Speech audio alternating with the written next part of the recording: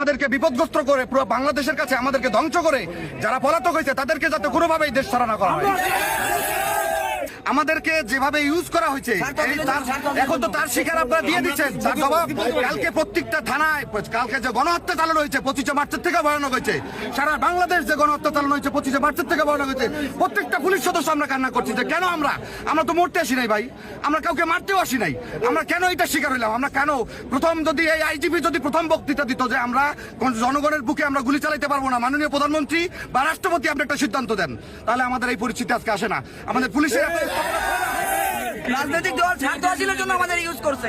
আপনারা অবশ্যই জানেন কারা কারা ইউজ করছে। 4-5টা এজেন্ডা পুলিশের হিসাব করে দেন। বিপ্লব, আমাদের আইজিপি হারুন,